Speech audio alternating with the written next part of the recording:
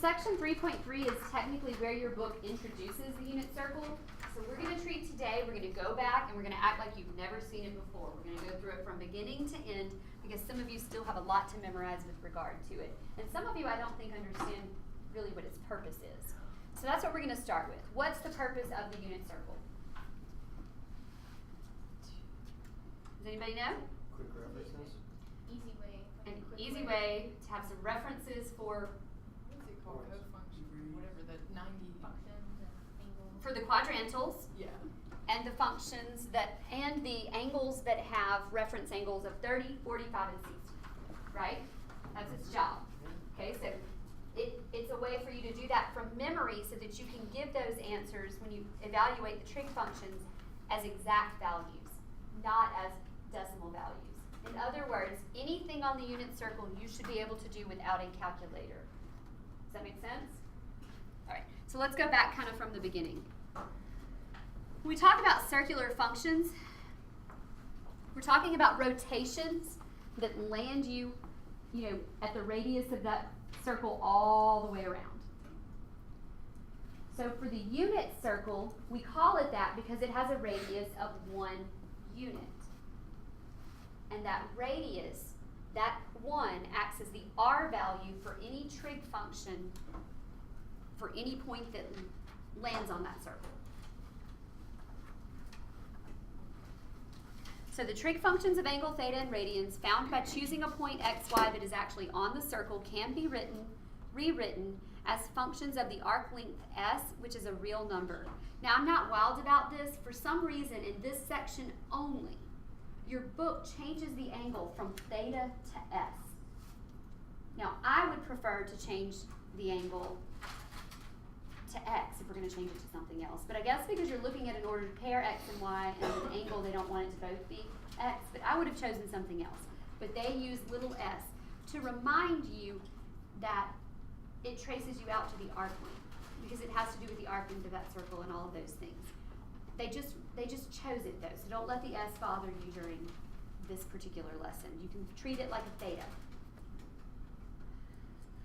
When interpreted this way, they're called circular functions. We're not going to make any distinction between them and anything else, though. All right, so here we have redefined the 6 trig functions in terms of the unit circle. If a point x and y is on the unit circle, the angle generated by it, they're going to call it s. You can find the trig functions of that angle by collapsing the original definitions. Originally, we defined sine as y over r, but for a point on the unit circle, the r value is 1, so it just becomes that the sine value is just the y value of that ordered pair. The cosine value, which normally would be x over r, collapses to x over 1, and so for any point on the unit circle, cosine just becomes plain x, and tangent is still y over x, because it didn't involve the r value. Does that make sense? And then the reciprocal functions. The reciprocal functions, cosecant would normally be r over y, so it just becomes 1 over y. Secant becomes 1 over x, and cotangent becomes x over y, just like it always is. But remember that these definitions only work for angles that appear on the unit circle.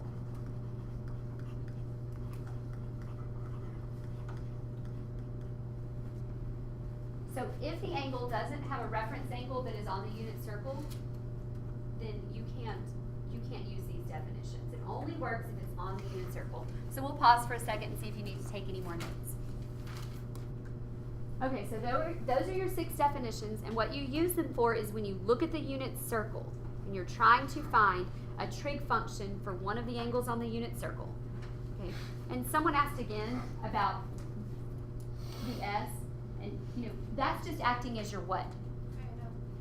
Your angle. It's acting as your theta. And the reason they chose s is for this. Like if we talk about arc length always equals r theta, but if the unit circle, the radius is 1, s is actually equal to 1 times theta. So that means that theta is the same as your arc length. So that's probably why your book chose the S for this section as opposed to an X or a theta. And because also we're going to be looking at theta in radians. So they didn't want to use, they usually use theta for degrees, and they'll use something else for radians. Okay, that brings us up to the unit circle. I'm going to pause right here, and I've given you a blank copy. But what I want you to do is I want you to do as much from memory as you can on that blank copy, and then we'll go back over the whole thing from beginning to end. Okay, so now that you've had some time to fill out what you remember, let's talk back through it. Let's go through the quadrantals first, okay? 0 degrees right here. Do you need me to try to make it bigger? Let's see if we can make it bigger. I don't know how big we can make it, but we'll try. That help?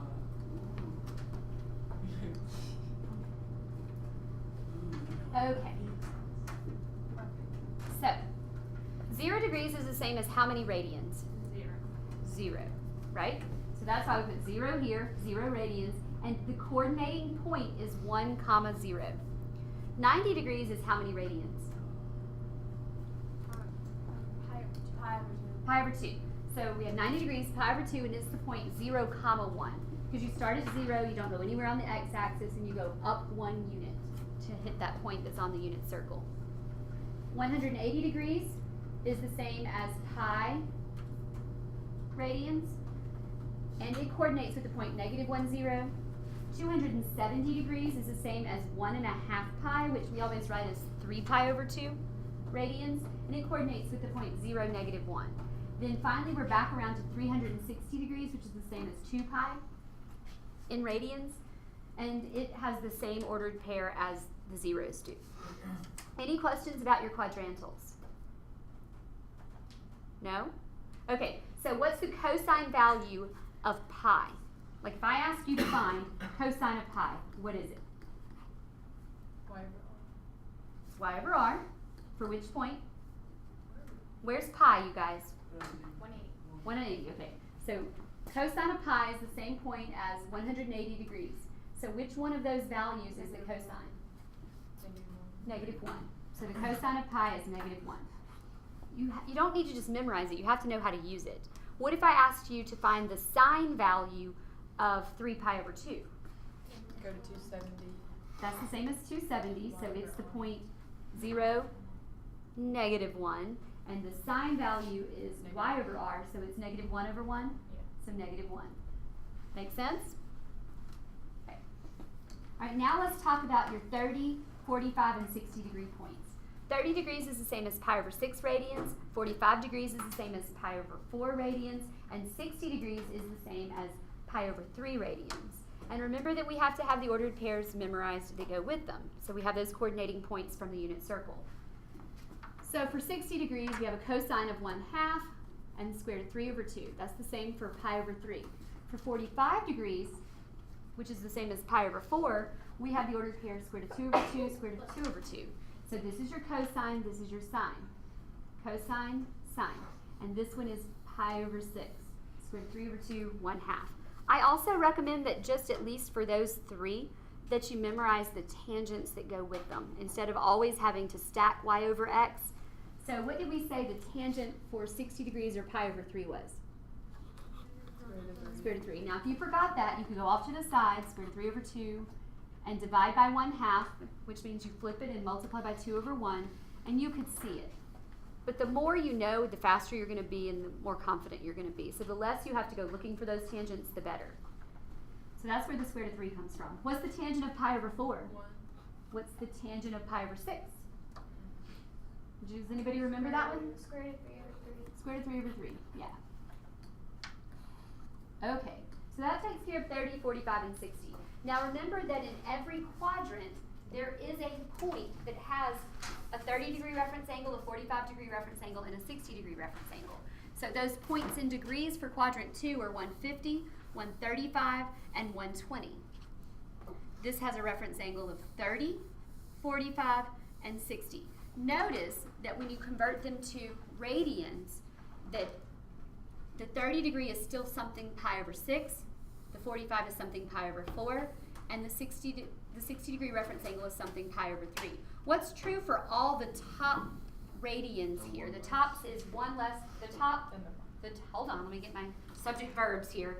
The tops are one less than the bottom because you haven't reached a whole pi yet in terms of radians. You don't reach a whole pi until you reach 180. So they're all a little bit less than a whole pi.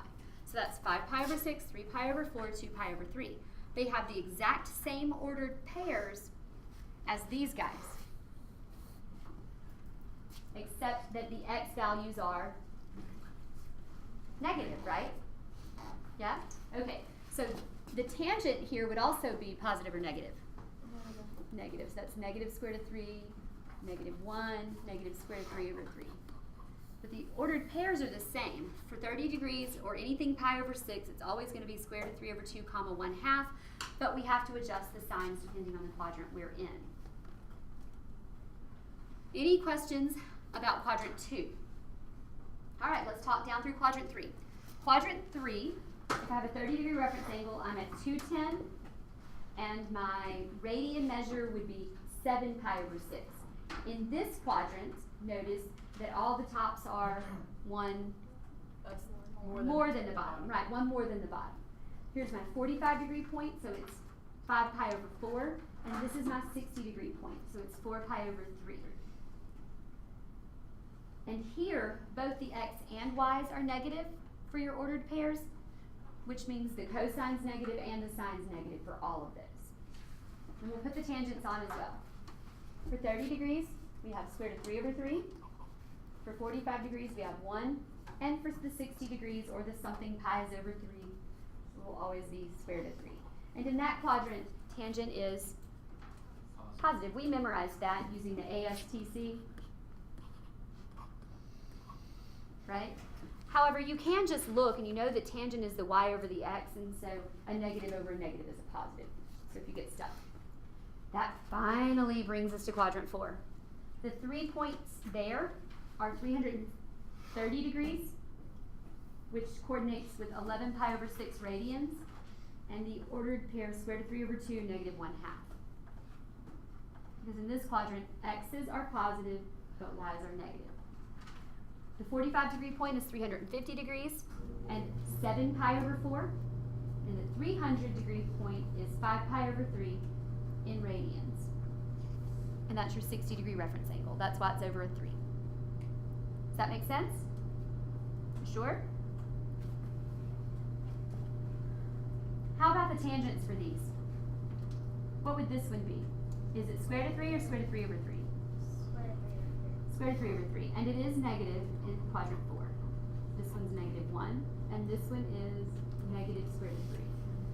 That's pretty much the entire unit circle. The question just remains, how well can you use it? You know, the more you know about it. I don't recommend every time you take a quiz or test that you redraw the whole thing. I usually just draw it as I need it. I'll put the 4 quadrantals on, and I'll put 30, 45, and 60, but I'll only add the other points as I use them. Does that make sense? Otherwise, you're going to spend 20 minutes each time drawing the entire unit circle, and we don't want to do that. And you will not be allowed to use your filled-in unit circle on everything. You will be expected to start from scratch on every quiz and every test. What is this right here? X squared plus y squared equals 1. Does anybody know what that is? The formula. That's the equation of the circle. The unit circle, that's the equation of the unit circle. It's centered at 0, 0, and it has a radius of 1. So if you remember that from college algebra. All right, we'll pause again. Actually, we'll stop right here and kind of break it, and then we'll actually do some problems where we use the unit circle.